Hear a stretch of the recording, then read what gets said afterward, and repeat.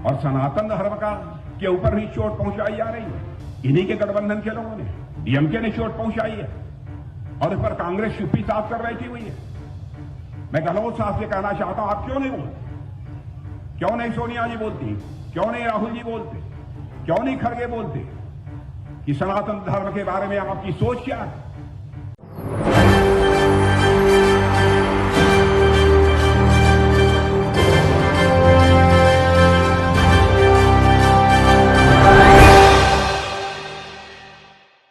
नमस्कार, मैं नाज़मीन खान और आप देख रहे हैं SPN 9 न्यूज़। तमिलनाडु के मुख्यमंत्री M.K. स्टालिन के बेटे उदयनिधि स्टालिन ने सनातन धर्म पर विवादित बयान दिया, जिसके बाद मामला इतना तूल पकड़ा कि हर कोई यहां पर उनकी आलोचना करता हुआ नजर आया। स्टालिन ने सीधे तौर पर यह कहा कि सनातन धर्म को एक तरीके से हटा देना चाहिए, एक तरीके से यहां पर नष्ट कर देना चाहिए, क्योंकि सनातन धर्म की ज़रूरत नहीं है। ऐसे में स्टालिन ने जो बयान दिया उसको लेकर यहाँ पर स्टालिन स्पष्टीकरण देते हुए नजर आ रहे हैं कि मैंने कोई ऐसा बयान नहीं दिया है, यहाँ पर मेरे बयान को तोड़ मरोड़ कर पेश किया गया है। लेकिन वहीं भारतीय जनता पार्टी अब कांग्रेस पर हमलावर दिखाई दे रही है, स्टालिन पर निशाना साध रही है। ठीक इसी तरह से यहाँ पर आपको बता दें कि भारतीय जनता पार्टी के तमाम मंत्रियों ने अपनी तरफ से बयान जारी किए, जिसमें राजनाथ सिंह भी मौजूद थे और राजनाथ सिंह एक कार्यक्रम में मौजूद थे और वहीं पर उन्होंने सनातन धर्म से जुड़े मुद्दे को लेकर स्टालिन और कांग्रेस पर बहुत बार यहां पर निशाना साधते हुए देखे गए। क्या कुछ यहां पर राजनाथ सिंह कहते हुए नजर आ रहे हैं, देखिए जरा। अब एक गठबंधन बनाया है कई विपक्षी दलों ने मिलकर, 28 दलों ने मिलकर गठबंधन बनाया कि चाहे हो जाए मुख्यमंत्री जी को, अब मोदी जी को किसी भी सूरत में प्रधानमंत्री नहीं बनना चाहिए। बहनों भाई, गठबंधन होना चाहिए तो इस देश के विकास के लिए होना चाहिए। गठबंधन होना चाहिए तो इस देश का मान सम्मान स्वाभिमान बढ़ाने के लिए होना चाहिए। ये गठबंधन इसलिए हो रहा है कि मोदी जी को दोबारा किसी भी सूरत में सत्ता में आने नहीं देना। यह गठबंधन किया। अब इस गठबंधन की क्या हालत है मैं देख रहा हूं। हालत इनकी ऐसी है, नाम बड़ा दर्शन छोटा। नाम तो बहुत इंडिया रख लिया, लेकिन मैं उनको बतलाना चाहूंगा यह नाम बहुत खतरनाक है। यह नाम बहुत खतरनाक है।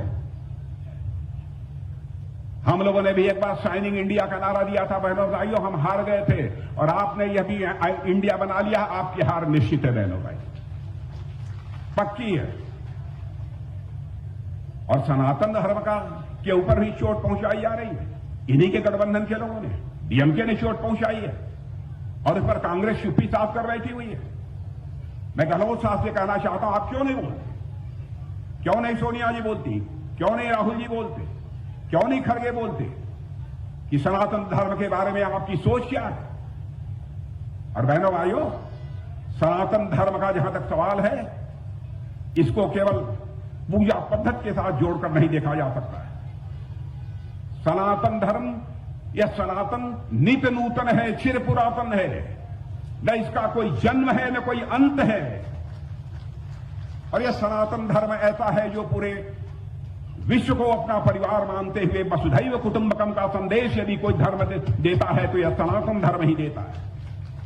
चींटी को भी आटा खिलाकर उसके दीर्घजीवी होने की कामना यदि कोई धर्म करता है तो वह सनातन धर्म करता है। यह भी हमारे कांग्रेस के मित्रों को समझना चाहिए। इतना ही नहीं, नाग पंचमी के दिन सर्प को भी दूध पिलाकर दीर्घजीवी होने की कामना।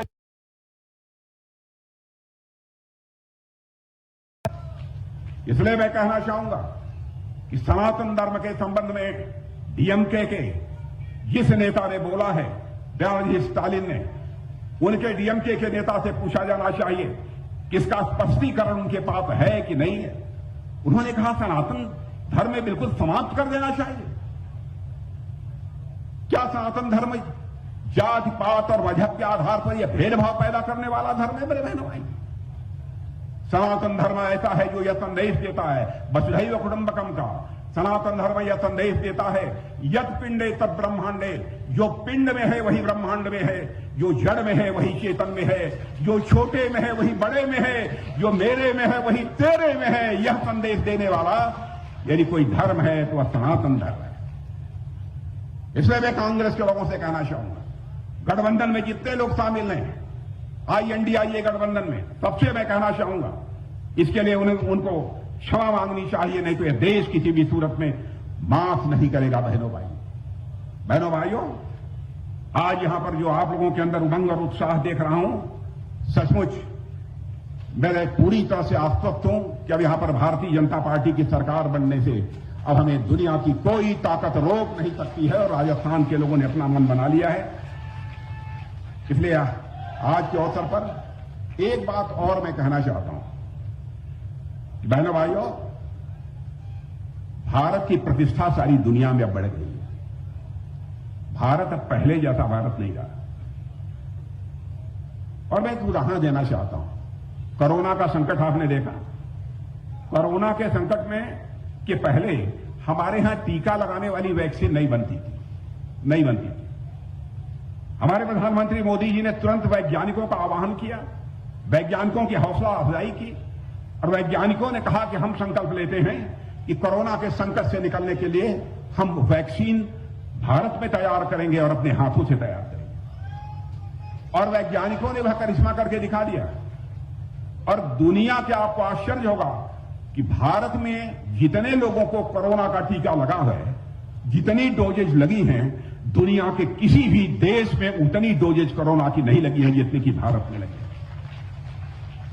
और आज हमारे भारत की स्थिति वैक्सीन के मामले में ऐसी बन गई, टीका के मामले में, कि हम दुनिया के दूसरे देशों को, मेरे बहनों भाइयों, दुनिया के दूसरे देशों को, लगभग 100 देशों को हम लोगों ने भारत के वैज्ञानिकों द्वारा बनाए गए वैक्सीन को, टीके को, उनको भेजने का काम किया है। यह हैसियत भारत की बनी है। और आपने देखा इस समय रूस और यूक्रेन का युद्ध चल रहा है। यूक्रेन में हमारे लगभग हजारों, 23,000, 24,000 ऐसे बच्चे जो पढ़ाई लिखाई करने गए थे, वो फंसे हुए थे। उनके सारे माता पिता यहां कहते थे, मोदी जी चाहे जो कुछ भी हो जाए, यूक्रेन से हमारे बच्चों को सकुशल लेकर भारत की धरती पर आओ। गंभीर संकट था।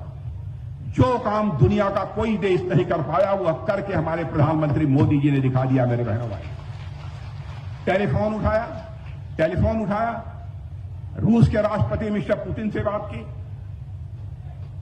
और यूक्रेन के राष्ट्रपति मिस्टर जेलेंस्की से बात की, और इतना ही नहीं, अमेरिका के राष्ट्रपति मिस्टर बाइडेन से बात की। 4.5 घंटे के लिए युद्ध रुक गया और हमारे 23,000 वहां पढ़ने वाले छात्र भारत में आ गए।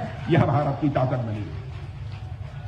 और मेरे बहनों भाइयों, जब तक हर राज्य के रहने वाले लोगों के द्वारा हम लोगों को संबल नहीं मिलेगा, ताकत नहीं मिलेगी, हमारी सरकारें नहीं रहेगी राज्यों में, तब तक मैं समझता हूं कि इन सब सारी शानदार उपलब्धियों को हासिल कर पाना एक बहुत बड़ी चुनौती होती है। इसलिए मैं आप सबसे कहना चाहता हूं कि इस बार के विधानसभा में भारतीय जनता पार्टी को 2/3 से अधिक बहुमत से विजय दिलाकर आप सरकार बनाएं, यही आप सबसे अपील करना चाहता हूं। यदि आप हमारी बात से सहमत हैं तो मैं आप सबसे निवेदन करूंगा, एक बार हाथ ऊपर उठाकर, तालियां बजाकर आप एक बार अपना समर्थन दे दीजिए। यही कहते हुए और आप सबको धन्यवाद देते हुए अपना निवेदन समाप्त करता हूं। अब यहाँ पर आपको बता दें कि सिर्फ स्टालिन ही नहीं बल्कि मल्लिकार्जुन खड़गे के जो बेटे हैं प्रियांक खड़गे, उन्होंने भी सीधे तौर पर सनातन धर्म को लेकर एक विवादित टिप्पणी की, जिसको लेकर अब मामला इतना तूल पकड़ गया है कि हर कोई यहाँ पर कार्यवाही की मांग करता हुआ नजर आ रहा है। अब राजनाथ सिंह ने यहाँ पर सनातन धर्म के मुद्दे को लेकर इन तमाम लोगों पर निशाना साधा। अब इस मुद्दे को लेकर आपकी क्या राय बनती है, कमेंट बॉक्स में ज़रूर बताएं। धन्यवाद।